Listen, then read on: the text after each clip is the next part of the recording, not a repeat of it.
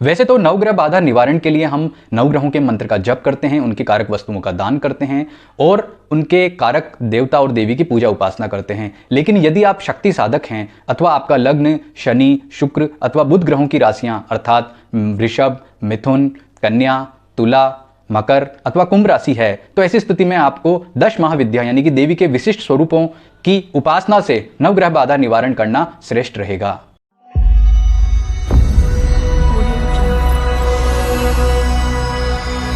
नमस्कार मित्रों, मैं हूं सुधाकर पुरोहित, आपका ज्योतिष मित्र।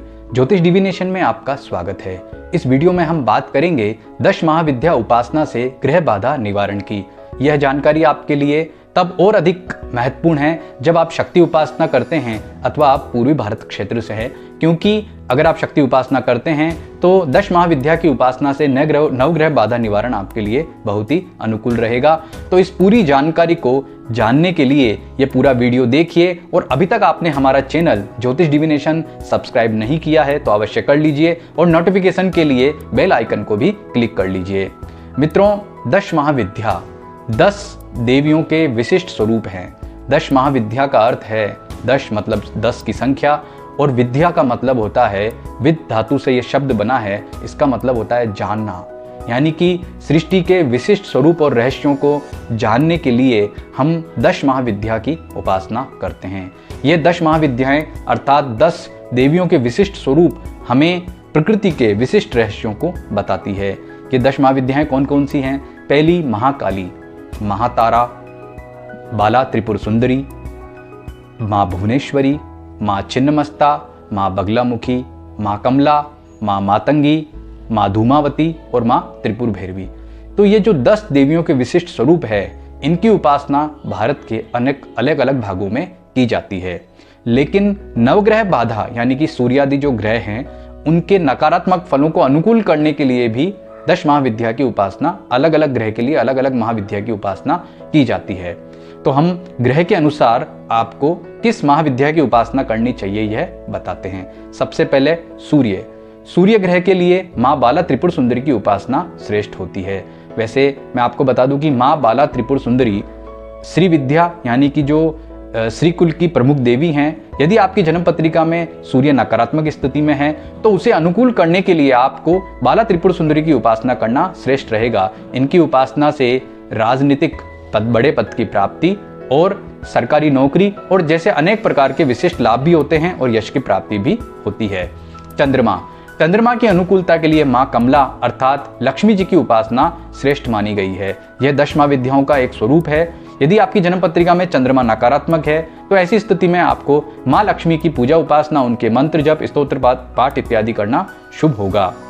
वैसे लक्ष्मी जी वैभव और धन की स्वामिनी भी है, अर्थात उनकी उपासना से व्यक्ति की भौतिक उन्नति भी होती है। मंगल के लिए 10 महाविद्याओं में माँ मातंगी की उपासना करना श्रेष्ठ है। यह 10 महाविद्याओं का एक विशिष्ट स्वरूप है। विशेष रूप से जब जन्म पत्रिका में मंगल बहुत अधिक नकारात्मक स्थिति में हो तो उसे अनुकूल करने के लिए माँ मातंगी की उपासना करनी चाहिए। कुछ लोग 10 महाविद्याओं में मंगल के लिए माँ बगलामुखी की उपासना भी बताते हैं। माँ मातंगी की उपासना से विद्यार्थियों को बहुत लाभ है। यह वाक सिद्धि देने वाली देवी है। इसके अलावा अगर आपकी जन्म पत्रिका में आप मंगली हैं और आपका विवाह नहीं हो पा रहा है अथवा विवाह संबंधी बहुत अधिक समस्याएं हैं तो ऐसी स्थिति में भी आप माँ मातंगी की उपासना कर सकते हैं। बुध के लिए माँ बगलामुखी की उपासना बताई जाती है। माँ बगलामुखी वाक शक्ति यानी कि वाणी शक्ति की और स्तंभन शक्ति की देवी हैं।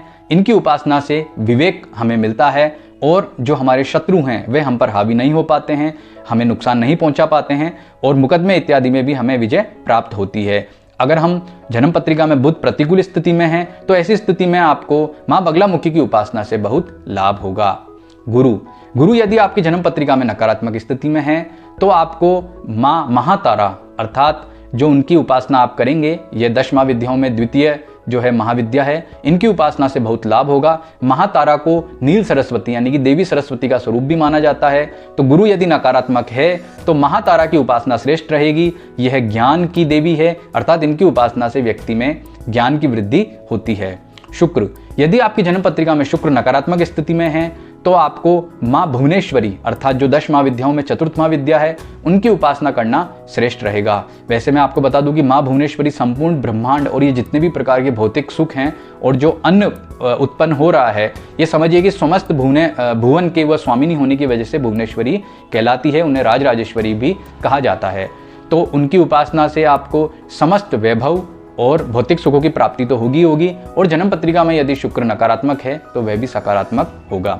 शनि, यदि आपकी जन्म पत्रिका में शनि नकारात्मक स्थिति में है तो आपको महाकाली की पूजा उपासना करनी चाहिए। महाकाली की पूजा उपासना से स्वास्थ्य लाभ, शत्रुओं पर विजय और अनेक प्रकार के लाभ तो मिलते ही हैं, लेकिन अगर शनि नकारात्मक स्थिति में है तो वह भी अनुकूल हो जाता है। राहु, यदि आपकी जन्म पत्रिका में राहु नकारात्मक स्थिति में है तो आपको माँ छिन्नमस्ता की पूजा उपासना करनी चाहिए। इनकी पूजा उपासना से व्यक्ति को अनेक प्रकार के लाभ होते हैं, जीवन में अचानक आने वाले संकट दूर हो जाते हैं। तो राहु नकारात्मक स्थिति में है तो माँ छिन्नमस्ता की उपासना से आपको लाभ होगा। केतु, यदि आपकी जन्म पत्रिका में नकारात्मक स्थिति में है तो माँ त्रिपुर भैरवी की पूजा उपासना से बहुत लाभ होता है। माँ त्रिपुर भैरवी जो है विभिन्न प्रकार के जो कष्ट समस्याएं होती हैं उनका निवारण करने वाली देवी है।